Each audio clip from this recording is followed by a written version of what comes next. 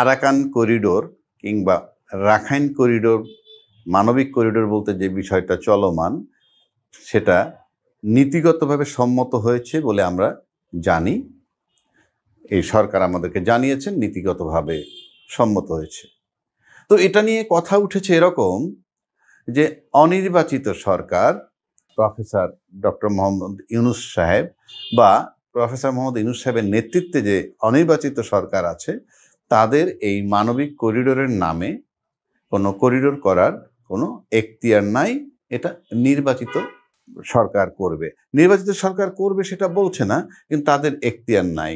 এটার অর্থ যদি এই দাঁড়ায় যে হ্যাঁ, নির্বাচিত সরকার এটা পারবে, এইটা যদি অর্থ দাঁড়ায়, সেই সহজভাবে যদি আমি নেই, তাহলে একটু পিছনে যদি আমরা যাই, যে বিগত দিনে যে 16 বৎসর শেখ হাসিনা ক্ষমতায় ছিল, 2008-এর নির্বাচনের পর যেটা হলো, 2014 থেকে যদি ধরি, 14 নির্বাচনেও লেভেল প্লেইং ফিল্ড ছিল না। এবং 2008 থেকে 14 পর্যন্ত শেখ হাসিনা যে অ্যাক্টিভিটি দেখিয়েছে বাংলাদেশে এবং যে নিপীড়ন নির্যাতন শুরু করেছে 2012-13 সাল থেকে, সেই শাপলা চত্বরে যে হেফাজতের উপরে যে হামলা তার, এবং ওই তারপরই গুম খুন বিচার বহির্ভূত হত্যা যেভাবে শুরু হয়েছিল, তার ধারাবাহিকতায় যখন তার ক্ষমতায় থাকার চূড়ান্ত ইচ্ছা প্রকাশ পাইল যে আর ক্ষমতা থেকে সে যাবে না, তখন থেকেই তার নির্মমতা শুরু।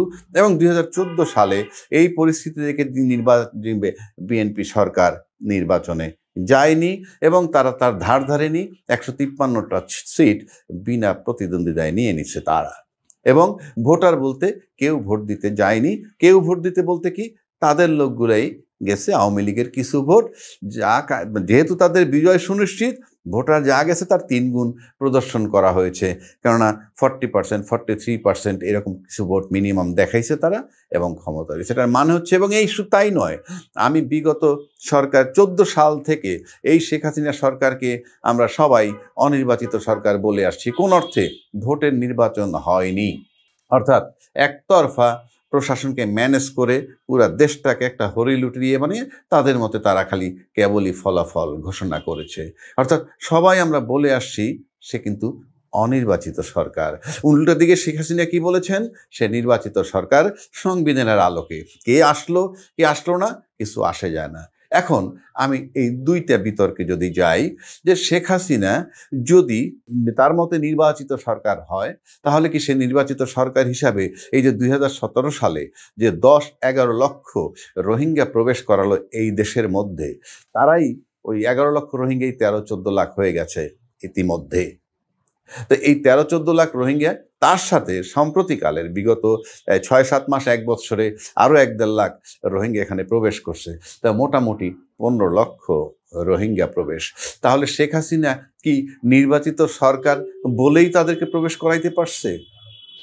এখন এই নির্বাচিত সরকার মানে তা শেখ হাসিনার মতে নির্বাচিত, কিন্তু 2014 নির্বাচনের পরেও শেখ হাসিনাকে অনির্বাচিত সরকারই বলেছে বাংলাদেশের সমস্ত দল, শুধুমাত্র আওয়ামী লীগ বাদে। তাহলে যদি সেই ভাষায় যদি আমি তাকে অনির্বাচিত সরকার বলি, তাহলে সে তো অনির্বাচিত সরকার হয়ে সেই রোহিঙ্গাকে আশ্রয় দিয়েছিল।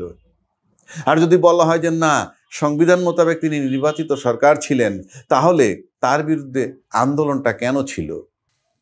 কেন আমরা সবাই আন্দোলন আমরা করলাম? মানে দলমত নির্বিশেষে সবাই সেই 14 সালের পর থেকেই, নির্বাচনের পর থেকেই তার বিরুদ্ধে যাচ্ছে তাইভাবে আন্দোলন চলছিল। তার মানে তার নির্বাচন, সে নির্বাচিত সরকার না, সে ভোট চুরি করে তার মতো করে সে নির্বাচিত হয়েছে। তাহলে শেখ হাসিনা যদি নির্বাচিত সরকার হয়ে থাকে, তাইলে যে রোহিঙ্গা প্রবেশ করতে দিছে তাতে আমার সার্বভৌমত্ব ক্ষুণ্ণ হয়েছে, প্লাস সে নির্বাচিত হয়ে যদি তাকে মানা হয়, তাইলে আন্দোলনটা কেন ছিল শেখ হাসিনার বিরুদ্ধে? আর যদি সে অনির্বাচিত সরকার হয়ে থাকে, সমস্ত রাজনীতিবিদদের ভাষায়, শুধু তাই না, আমি নিজেও মনে করি ওটা কোনো নির্বাচন নয়, ওটা জোর জুলুমের নির্বাচন। সুতরাং সে অনির্বাচিত সরকার হিসাবে যদি 10-11 লক্ষ রোহিঙ্গাকে প্রবেশ করাতে পারে, শুধু তাই না, শেখ হাসিনা সেই 2017 সালে তারপরে যখন সে জাতিসংঘের অধিবেশন গেল, সেখানে গিয়ে কিন্তু এই রোহিঙ্গাদেরকে ফেরত নেওয়ার ব্যাপারে সেফ জোনের কথাও বলা হয়েছিল।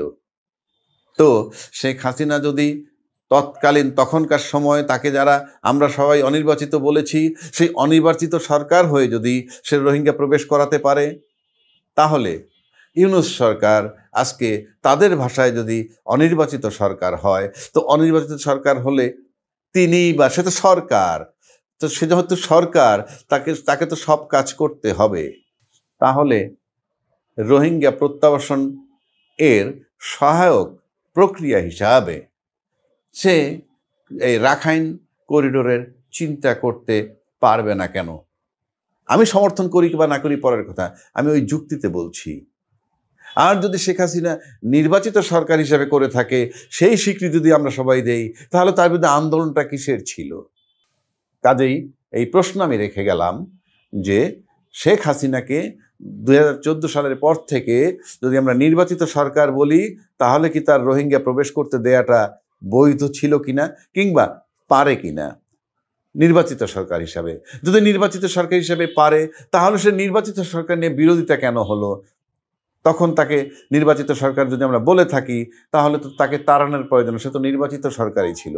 আর যদি অনির্বাচিত সরকার হয়ে থাকে, তো অনির্বাচিত সরকার যদি রোহিঙ্গা প্রবেশ করাইতে পারে 10-11 লক্ষ, তাহলে তাদেরকে ফেরতের ব্যাপারে এই সরকার কেন চিন্তা করতে পারবে না? আর এই চিন্তার ক্ষেত্রে যদি জাতিসংঘ প্রস্তাব দেয় যে এখানে রাখাইন মানবিক করিডোর করা যাবে কিনা, সে জাতিসংঘ যদি প্রস্তাব দেয়, তাহলে সেখানে মানবিক কারণে আমরা সেটার চিন্তা করতে পারবো না কেন? আমরা কেউ কেউ বলছি যে নিরাপত্তার হুমকি হয়ে যায়, এবং নিরাপত্তার হুমকি হয়ে যায় কিভাবে? এখানে করিডোর হওয়ার মানে হচ্ছে, জাতিসংঘের করিডোর হওয়ার মানে হচ্ছে যে নিরাপত্তার হুমকি হয়ে যায়। এটা যদি বলে, তাহলে এই জাতিসংঘের ভিতরে নিরাপত্তার হুমকি হবে কাদের? এখানে যারা নাইবারিং ল্যান্ড আছে, তাতে যদি চায়না ধরি, মায়ানমার ধরি, বাংলাদেশ ধরি, প্রতিবেশী দেশ ভারত ধরি, তাহলে এই নিরাপত্তা সংকটে সবাই পড়বে। কিন্তু প্রশ্ন হচ্ছে, এই জাতিসংঘের ভিতরে তো এই চায়না, এই রাশিয়া, এই ভারত, এই মায়ানমার সবই তো আছে।